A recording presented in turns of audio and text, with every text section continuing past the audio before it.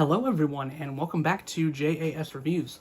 My name is James, and on this channel I do reviews of both music and movies, along with the occasional commentary piece, so if any of that sounds interesting to you, then please leave a like on this video, and subscribe to my channel to see more content like that. And today I am bringing you another sort of catch-up short episode of, specifically for this segment, short movie reviews. Quick movie reviews is what the series is called, before I delve into what I'm hoping will be a consistent schedule of doing one-off movie and album reviews, with maybe a couple short reviews segments spliced in between. We'll see what happens. But for now, this will be the last short movie review segment for, I'm hoping, for a while.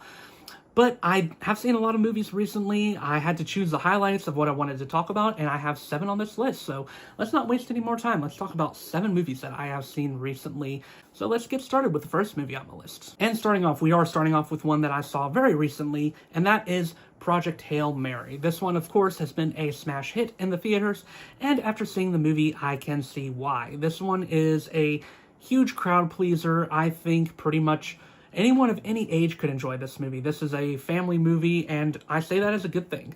It's an easy one to like. It's very likable. I have seen some detractors say that this movie is sort of Marvel-coded, especially in its humor, and yeah, to some degree, the humor is a little bit Marvel-coded, and that's maybe the most negative aspect of this movie in some ways, which I'll talk about in a second. But when this movie really shines, I mean, it shines really bright. The most obvious, I have to get right out of the way, is Ryan Gosling as Ryland Grace. This is a nice comeback for Ryan Gosling after having some more underwhelming moments in recent years. I feel like he hasn't really gotten a chance to shine since maybe Blade Runner 2049, and this movie, sort of like Blade Runner 2049, is one where he's able to show that he can really shine with just being by himself on screen or surrounded with one other person. And he just does it very well. He owns screen every time he's there, and he is just supremely confident in this movie. He's effortlessly funny, very likable. You understand why he feels the way he does about not wanting to go into space, and how that plays into his sort of fearful personality, but how the story is also sort of an arc of him overcoming fear and coming to accept a self-sacrificing arc that is actually pretty powerful and touching. I really loved what the movie was going for with its theme of self-sacrifice. Ryan Gosling is so much fun in the lead role. I just really loved him. I also thought Sandra Hüller was excellent for the very brief time that she was in this movie. She was an excellent part of the movie Anatomy of a Fall as well, so it was cool to see her in something else, and I really found her character to be intriguing. If anything, I wanted to see a little bit more of her character. I wanted to get to know her a little bit better, because what we get about her is very complex and interesting, and I would have liked to see a little bit more of the dynamic between her and Ryan Gosling's character. The visuals of this movie are really beautiful. If anything, I would have liked to seen a little bit more cool space imagery, but the moments that they do let the space imagery shine are just astounding. There's one particular moment in the movie, you know the one I'm talking about, that is just mind-blowing to watch. Of course, the relationship between Ryland and Rocky is the main focus of the movie, and definitely something that is very likable.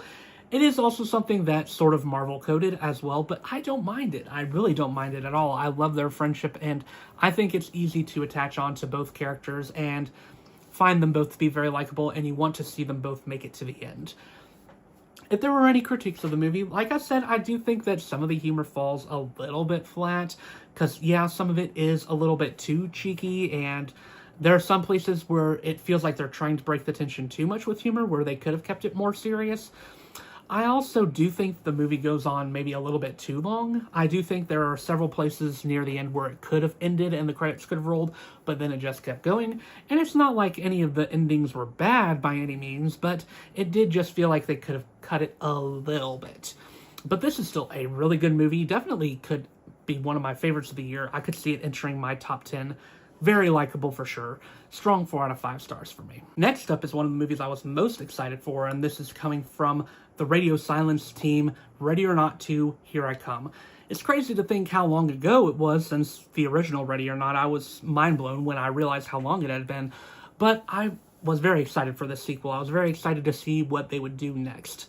And ultimately, for better and sometimes for worse, it is more of the same, but just maybe made a little bit bigger. We have our main character, Grace, played by Samara Weaving, coming off, this one starts immediately from the first movie, coming off of the trauma of dealing with her in-laws and her family from the hide-and-seek game that she had to play where she barely made it out alive, and where she, of course, saw people dying in front of her in very gratuitous fashion. But she doesn't get much time to recover before she meets her sister Faith, who she has been estranged from for years. Now, there are some new rules in place where apparently, because she won, now the ultimate ring is in play, this ring that gives whoever wins the power to control the world, essentially, any elite who wins it. And she is part of the game. Well, she is being hunted for the game, we should say. And it is hide and seek once again. But if she wins, she and her sister this time, against people who are trying to kill her, then they will be in control of whatever happens in the world. This movie is a lot of fun, I can't deny it. It is once again showing that Radio Silence know how to make a very fun action horror movie. I will say that this one is much more action than the first Ready or Not, where I think the first one had much more tense elements and more horror stuff going on in it. This one is much more emphasized on the action, and I don't think that's a bad thing necessarily. It has a lot of fun action sequences, and there are still some definite tense sequences, and there's still some fun explosions. There's more blood in this one than in the previous one, and they use that to all their advantage to make a cartoonishly fun movie. I did like the council characters in this one. I think specifically the biggest highlight was Sean Hatosi as Titus. I really liked his performance in the TV show The Pit, and he does a good job at playing a very intimidating character here. The way they sort of transform his character as the movie goes on is very interesting to watch, and he becomes rather unsettling by the end, where at the end the movie does genuinely turn into a horror movie for a little bit of time because of his character. I also like Sarah Michelle Gellar as Ursula. I really did like her performance in the movie. And I think that Nestor Carbonell is having some fun as Ignacio. It's also pretty cool to see David Cronenberg in this movie for the very brief time he's in it. But definitely the biggest highlight out of the sort of ensemble cast that is here is Elijah Wood as a lawyer. He is just eating this role up. I wouldn't even, it's hard to call it a villain role, but you can't call it a hero role either. He's just sort of a neutral party here who is observing everything happening. And I love his reactions to the events that are happening because they don't really affect him. I do think that Faith is a fine enough addition to the series, but I don't know if she was necessary. I do get why they were wanting to add a little bit of an emotional centerpiece to the movie with the sister relationship, but it didn't grab me as much as I was hoping. I did like the relationship between Samara Weaving and Catherine Newton's characters, but it didn't work for me as much as I would have liked. And this leads into, naturally, some of my critiques for the movie. First of all, this movie does feel like some more of the same from the first, just not on as strong of a scale. I did prefer the much more contained mansion setting in the first movie, and I did think that the setting of the first movie led to some more scary sequences as well. I also did find the ensemble to be more interesting in the first movie, a lot more fun characters, and characters that could be genuinely intimidating. Whereas in this one, a lot of the ensemble came across as forgettable, with the exception of Sean Hatosi and Sarah Michelle Gellar, along with Nestor Carbonell. The rest of the ensemble, that is the council hunting them, is not that interesting, and a lot of them just sort of come and go without leaving an impact. Catherine Newton, as much as I like her, she doesn't really fit the vibe of this movie super well. I think Samara Weaving's performance is definitely still working. She's easily the best part of this movie. She is superb. But Catherine Newton doesn't work as well, in my opinion. I didn't dislike her or anything, but this is a surprisingly weaker performance from her. But overall, I did like this movie. I found it to be very fun, just not as good as the first, but if you're looking for a fun action horror with more emphasis on the action than the horror, then this will be up your alley. Solid 3.5 out of 5 stars. Next up is a movie that I'm sort of talking about purposefully after Ready or Not, because these plots are so eerily similar to one another that it's kind of strange. They have a lot of similar elements going on, and that is the movie They Will Kill You. And I know these two weren't plagiarizing off one another, but it feels like a bad decision to release them so close to each other. This movie is also about an estranged sister relationship where Asia Reeves, played by Zazie Beetz, is going after her sister Maria, played by Mahala Harold. I'm sorry if I pronounced that wrong. And she wants to rescue her based on her guilt that she abandoned her sister when she was younger, trying to leave her abusive father, and she ends up shooting her abusive father. Her father does not end up dying, but she does get put into jail because of this and is eventually let go. She comes to this hotel where it is found out that people in the hotel some of them have sacrificed their souls to the devil, specifically the rich elite, and she eventually has the option to do that and has to decide whether she will sacrifice her soul or save her sister. Yeah, this is very similar to Ready or Not 2 in many ways, from the devilish imagery to the central conceit of the sisterly relationship to the action horror with emphasis on the action. And I don't think it's that bad either. I do like this one a little bit less than Ready or Not 2, but I think what works about it does generally work. I just wished I liked it a little bit more than I actually do. I think Zazie Beetz is the easy highlight of this movie. She is really quite good in the lead role, and I do like what we get to know about her character, although some of the beats about her character are a bit cliched and something you've seen in a horror movie before. Also, the dark comedy in the movie feels a little old to me. It just feels like we've seen this type of comedy before, specifically with the bad guys coming back to life from their wounds because they're revealed to be immortal due to the deal they made with the devil, and of course they're treating it like a mild inconvenience more than anything else, that they have to deal with their injuries and with their decapitations and stuff. It's a type of horror comedy that we've seen before. I also do really like Patricia Arquette in this movie as basically the head of the hotel. She is so much fun in this, and she's clearly just eating up the scenery, and I think it's appropriate for this movie for her to be playing very over the top. It works for the movie's vibe. Unfortunately, Maya Hala Harold is not that great as Maria. I do like her in Industry, a TV show that I've been watching this year for the first time that has apparently really good critical acclaim, and I'm starting to see why, but she doesn't really get much to do here. She's playing sort of a blank slate, and we don't really get to know much about her. The characters that are going after the sisters are fine. I mean, Tom Felton is probably the best of them. He's probably the one that is enjoying himself the most, but there's not much to say about them either.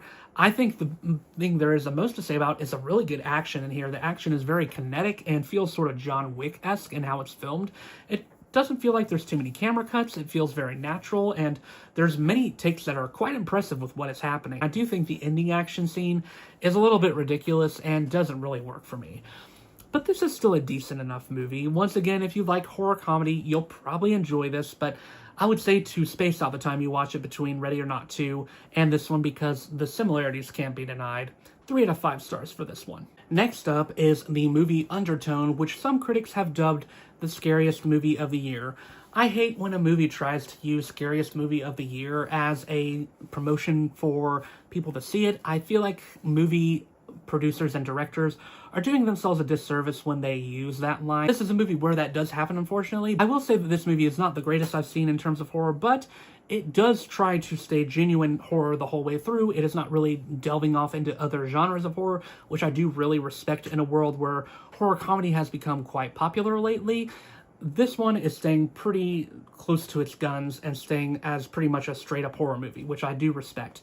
But that can lead to some parts of it not working, and there are definitely places where I was a little off-put by how over-the-top it got.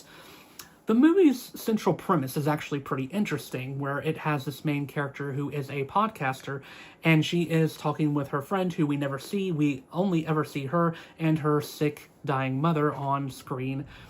And she's dealing with that while also listening to these mysterious recordings that are the central conceit of the podcast they're creating, where they're trying to uncover this mystery of what happened to this couple. Eventually, the mystery becomes very twisted, and specifically having to do with children's nursery rhymes. And it's realized that this may be happening in real life, too, to some degree. What degree that is, the characters have to uncover. So yeah, this is a very interesting horror conceit that I do like. I think that the movie has a very strong first half, but then it peters off a little bit in the second half, in my opinion. And now, some people actually do like the more crazy, over-the-top stuff that happens in the second half, but I actually like the more grounded stuff that was going on in the first half with the more of the focus on the podcast and on them listening to these weird recordings. There's also some really well-done jump scares in this movie that I really do appreciate. There's some really cleverly done ones, specifically with the mother. And, I mean, they're clearly meant to sort of symbolize the main character's guilt with not being able to help her mother in the way that she wants to. So it's cool to see those two things playing on screen at the same time. I like the sort of tight, closed location of the house, it definitely makes things feel tense. We never leave that location. It definitely makes you feel like you're secluded in there with the main character and gives you that feeling of isolation. If anything, I feel like this movie gives me Skinamarink vibes. I did like Skinamarink better than this, but it feels like one that might actually work better if you're watching it in a smaller location, such as a living room or even on a computer in some ways, specifically computer, because this is taking place on a podcast. So maybe a change in setting could do this movie some favors. I don't know. It might be interesting to test that out when the movie starts to come out to streaming services. With all those positives that I undeniably do think are worth mentioning, there are some negatives as well. I do think that, for the most part, the acting in this is a bit underwhelming. Not bad by any means, but just sort of underwhelming. I think Nina Kiri is doing her best as Ivy Babick. I think she is good, but there are some places where she peters off a little bit, and I think that's more due to some of the weak writing in the script that is a little bit on the nose. Adam DeMarco is fine as Justin, but I didn't really get a good grip on his character and didn't really find myself caring for him that much. Honestly, the mother, with her completely dialogueless performance, might have been the best here, because she was genuinely intimidating and creepy when she got her chances to shine. I also, like I said, do think the ending gets a little bit too over the top and a little bit silly. I would have rather it stayed more grounded. The ending didn't really scare me that much, besides the, literally ending maybe 4 minutes, where there was some parts where I was genuinely tensing up. But then the movie just sort of suddenly peters out, and it's sort of underwhelming after all the building tension it was doing. In the last 4 minutes, it just suddenly stops, and it was sort of disappointing, because it was genuinely getting pretty creepy there. I think this movie could have benefited from being a little bit longer. But what I did like about this movie, I did genuinely enjoy. I think it's a pretty cool calling card for the director. I would like to see what they do in the future. I think this is a cool debut. Solid 3 out of 5 stars for me. Next up is the latest from Pixar, Hoppers, and this is maybe one of the first Pixar movies that I would say feels like a DreamWorks movie in many ways. Its vibes are very much so that of DreamWorks, with the comedy being much more of the slapstick type that DreamWorks has. And I don't think it's a bad thing at all. This is a very unique movie for Pixar, and I think it works in their favor. It has an interesting premise where this main character, who is an activist for the forest, eventually discovers this secret science project where her teachers are inhabiting the bodies of robot animals to try and track what is going on in the forest, and she decides to become a beaver because she wants to save the dam where she has a lot of childhood memories connected to it. I think both of those ideologies make this movie interesting and do make it work and make you sympathize with the main character's motivations. I do just wish that the movie had a little bit more teeth to it. Pun sort of intended with, the beaver teeth and everything like that. But it feels a little bit lacking in that department. It doesn't have as much good commentary about environmentalism as you would want. I feel like, I get it's a kid's movie, but I feel like it could have been maybe a little bit more cynical about the politician. I think the politician should have just been a genuine villain rather than someone who turns around. It's sort of strange that they make the villain the animals. I feel like that sort of misses the point of what the movie is going for. I do think the comedy is generally good in this. This is not the funniest Pixar movie by any means. I think they have a lot more funny in their catalog. But this one is fine with its comedy. I did like what it went for. I think the animation is really pretty to look at, as is typical with Pixar. It's not as eye-popping as some of their best animation, but I do still really like what they're going for here, especially the cute animal designs. I like when they portray the animals without their sort of humanoid things when they're showing the characters inhabiting them, but when they're showing them as just animals, they are undeniably pretty cute to look at.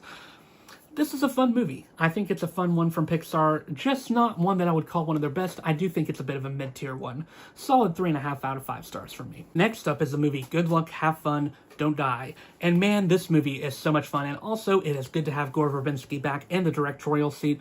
I've been missing him because I loved his first 3 parts of the Caribbean films, some of the most fun and really well-done modern blockbusters that not many modern blockbusters have been able to hold a candle to in terms of what they accomplished. So it was cool to see him back and making another really good movie here. This movie is such a breath of fresh air and feels very relevant in a world where AI is becoming more and more popular, sadly. This movie is anti-AI to the extreme. Along with the anti-AI messaging, it is very much so pro-people and pro-us coming together. The main warning of the movie is that technology will eventually take over, and we need to fight against that. And even if we fail over and over and over again, we still need to keep trying. I like that the movie is honest about the fact that we will fail oftentimes to overcome technology, but that we still need to keep trying. It's a very honest but still optimistic arc that the movie goes on. There's so much fun to love here, and you can definitely tell that this is a Verbinski movie. From the quirky characters, to the really fun action set pieces, to some of the ridiculous humor. Sam Rockwell is playing a character who very much feels Jack Sparrow-esque in many ways. He feels very similar. You feel like you don't know much about him, but you want to get to know more about him, and he's very quirky, but also very sympathetic in what he's going through. And as they reveal his story, it's very interesting. I was not expecting where they were taking his story. Haley Lou Richardson is also great in this movie, probably my favorite elements of the movie. I just really liked where they took her character in particular, and it feels like the most important arc of the movie for sure. Michael Pena, Zazie Beetz, all the actors, all the central ensemble is great in this story, and I love this way the stories intersect throughout the movie and all the very funny commentary. Yes, some of it is very on the nose, but this is also a very intentional satire, and some of it is very hard-hitting, specifically with the school satire that hit me pretty hard as a teacher, where they talk about how now in this story's modern age, it's the future for the story, school shootings are expected pretty much every day. And the kids, of course, are zombies on their phones. This is something that could make your eyes roll if it was handled wrongly, because it feels like such pointed commentary, and that type of commentary has been done before, but I do think it works for this movie. I do think it's fun. I love just sort of how the movie progresses to this ultimate confrontation that is really well done and very action-packed. And the ending sort of rug pull does work well for the movie. It was something that I was expecting, but it does work well for the movie's themes. This is excellent. Definitely one of the most fun movies of the year. Could easily be a top 10 contender for me. Strong 4 out of 5 stars. And finally, we'll end off with a movie where I won't say too much about it because it has been a bit since it's come out, but that is this Sam Raimi's latest, Send Help. Sam Raimi's back, and he has made a very fun movie to boot. One that is survival horror and so much fun to watch. I love the sort of back and forth that goes on between our main characters, Linda Little and Bradley Preston. Linda Little being the worker and Bradley Preston being the obnoxious boss, and how those dynamics would play out on an island where Linda Little is much more adept at surviving than Bradley is. And it's interesting to see how the characters sort of switch who you are sympathizing with, as neither character, as it is soon revealed, is a particularly good person. And both of them define themselves entirely by their work. Linda wants a promotion, and that's all she really cares about. She doesn't even necessarily care whether people like her or not. She just wants people to respect her and have authority. Bradley, all he cares about is just keeping his boss position and keeping his status. So the whole movie plays out like that, even with their survival. It is all defined by how they view themselves in terms of their working relationship.